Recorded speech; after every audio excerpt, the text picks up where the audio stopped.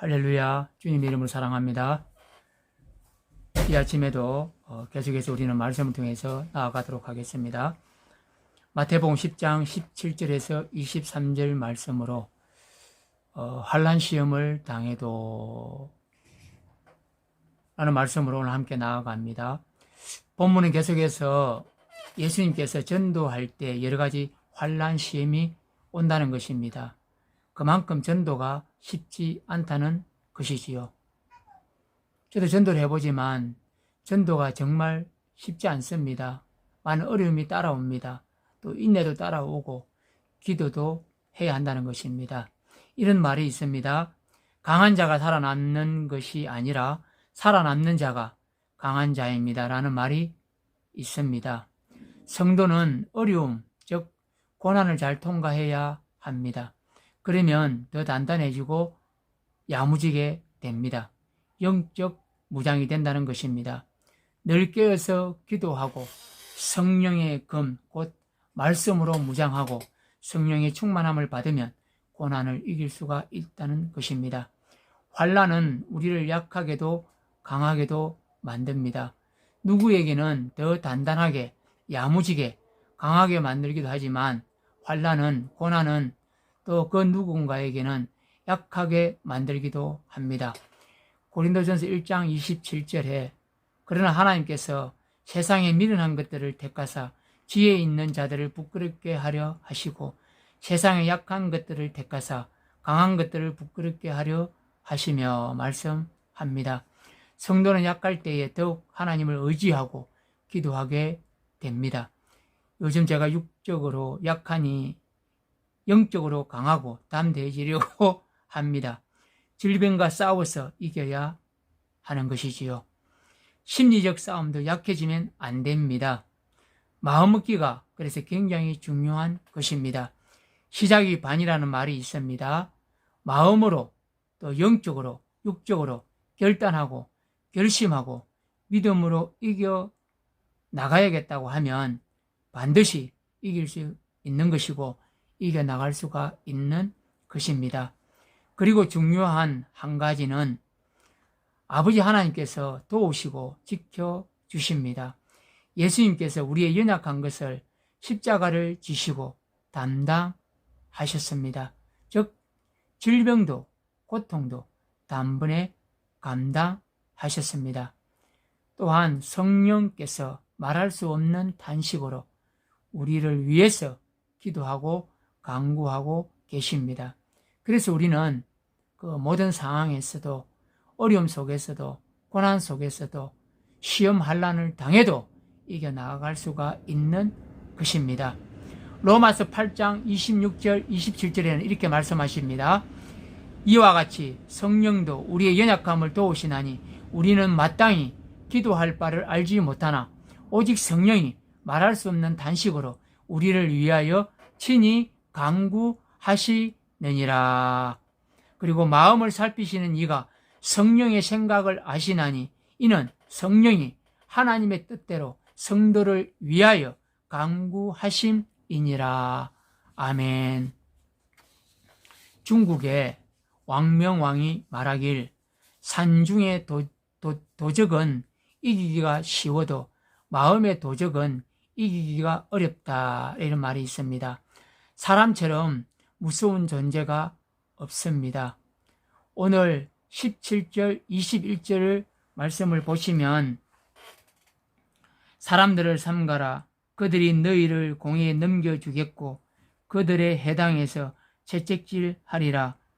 또 너희가 나로 말미암아 총독들과 임금들 앞에 끌려가리니 이는 그들과 이방인들에게 증거가 되게 하려 하심이라. 너희를 넘겨줄 때에 어떻게 또는 무엇을 말할까 염려하지 말라. 그때에 너희에게 할 말을 주시리니 말하는 이는 너희가 아니라 너희 속에서 말씀하시는 이 곧 너희의 아버지의 성령이시니라. 장차 형제가 형제를 아버지가 자식을 죽는 데에 내주며 자식들이 부모를 대적하여 죽게 하리라. 또 너희가 내 이름으로 말미암아 이 모든 사람에게 미움을 받을 것이나 끝까지 견디는 자는 구원을 얻으리라. 이 동네에서 너희를 박해하거든 저 동네로 피하라. 내가 진실로 너희에게 이르노니 이스라엘의 모든 동네를 다 다니지 못하여서 인자가 오리라. 아멘. 예수 믿는 것이 얼마나 어렵다는 것을 알게 합니다. 이 환란의 시작은 타인으로부터 시작하여 그 가족에게까지 이릅니다. 바울은 고린도후서 1장 8절 9절에 형제들아 우리가 아시아에서 당한 환란을 너희가 알지 못하기를 원치 아니하노니 힘에 지나도록 심한 고생을 받아 살 소망까지 끊어지고 우리 마음에 사형선고를 받은 줄 알았으니 말씀합니다. 살 소망까지 끊어진 사형 언도를 받은 사람의 심정이라면 극단적인 고독의 상태를 말하는 것입니다. 전도자는 외로운 것입니다. 마태복음 11장 16절에서도 예수님은 너희를 이리 가운데 보내는 양과 같다고 말씀하셨습니다. 세상에 보내는 것, 세상 사람들에게 복음을 전하는 것, 바로 양을 이리 가운데에 보내는 것 같다고 말씀하고 있습니다. 그러나 그 길이 험해도 고난스러워도 눈물이 나도 아파도 가야 하는 것이 전도자의 길입니다. 우리는 본문을 통하여 전도자가 각오해야 할 몇 가지 교훈을 찾을 수가 있습니다. 그 첫 번째는 환난은 필연적인 것입니다. 선택 과목이 있고 필수 과목이 있습니다. 거기에 환난은 고난은 필수 과목에 해당됩니다. 시험을 반드시 치고 거쳐야 합니다. 통과해야 정금같이 사용됩니다. 단지 예수 믿는 것 때문에 고통을 당하고 핍박을 당하는 사람들을 보면 하나님은 무엇을 하십니까? 라고 원망불평을 말할 때가 있지요. 그러나 분명한 것은 시련의 불, 연단 없이 검이 나올 수 없습니다. 전도자는 핍박과 환란 없이 예수의 진리를 전거될 수 없다는 것입니다. 빛은 어두움을 반드시 물리치듯이 복음의 빛이 그 사람에게 들어가면 그 사람에 있던 어둠이 물러가게 되는 것입니다. 복음은 반드시 승리하고 이긴다는 것입니다. 그리고 그 복음이 들어갔을 때에 그 예수 안 믿는 사람이 구원을 받는 것입니다. 전도자에게 핍박은 필연적이고 당연한 것입니다. 예수님이 십자가에 달리셨다면 베드로는 거꾸로 십자가를 졌습니다. 바울이 칼에 목 잘려 죽었다면 서머나 교회의 감독이고 요한의 제자인 폴리갑은 장작불 위에서 화형을 당했습니다. 이처럼 복음을 전할 때 고난은, 환난은, 핍박은 당연한 것입니다. 마지막으로 제가 사역할 때에 전도 간증을 한 가지만 제가 말씀드리겠습니다. 이전의 일입니다. 때는 제가 경기도 일산에 땡땡 교회에서 전임 전도사 사역을 하고 목장을 맡을 때입니다. 전임 전도사를 부임하고 목장 식구들 명단을 받았습니다. 여러 목장이 있지만은 제가 맡은 목장을 잘 돌봐야 했습니다. 목장 식구들 주일 출석은 목장의 권사님이 체크를 해서 저에게 넘겨줍니다. 그러면 저는 가정 방문 신방, 또 전화 신방, 문자 신방을 해서 힘을 쏟았습니다. 그런데 목장 출석부에는 안 들어간 식구들이 교회 요람에는 목장 식구들이라고 명단에 올라와 있는 것입니다. 사실 출석 성도가 아닌 재적 성도인 것입니다. 발만 교회에 담가 놓고 몸은 교회 밖 세상에서 놀고 있는 것이지요. 지금도 이런 교인들이 많습니다. 즉 교회 안 나온 지가 꽤 된 성도인 것입니다. 저는 신방 권사님을 불렀습니다. 권사님, 이분 신방 가야겠습니다. 이분 주소를 내비에 찍어서 권사님과 신방을 갔지요. 일산을 벗어나 도착한 곳은 어딘 줄 아십니까? 파주입니다. 이분이 파주에 집하고 식당을 하고 있는 것입니다. 차를 주차하고 권사님과 저는 식당에 들어갔습니다. 손님이 있습니다. 저는 정중하게 인사를 합니다. 안녕하세요, 성도님. 올해 새로 부임한 구봉관 전도사입니다. 오늘 권사님하고 신방을 왔습니다.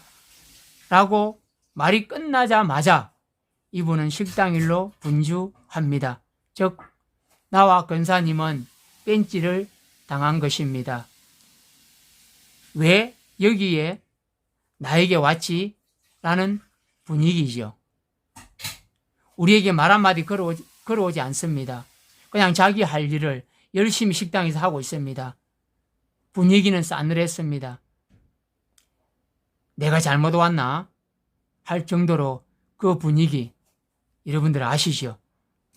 거기서 나와 권사님은 나오지 않고 한참을 기다렸습니다. 시간이 흘렀습니다. 첫 번째 신방이기에 그냥 돌아갈까 하는 생각도 들었습니다.